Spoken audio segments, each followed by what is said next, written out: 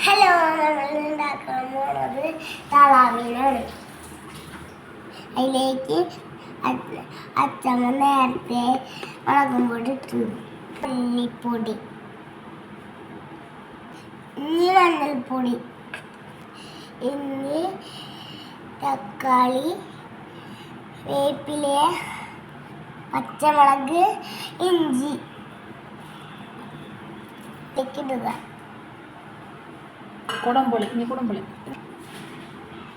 ഇതിലേക്ക് കുറച്ച് വെള്ളം ഒഴിക്കുക.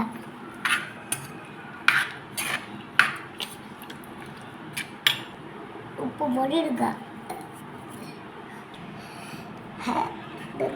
കറി അടുപ്പിലേക്ക് വെച്ചു തിളച്ച് വരുമ്പോൾ നാരങ്ങാപ്പാൽ ഒഴിക്കുക.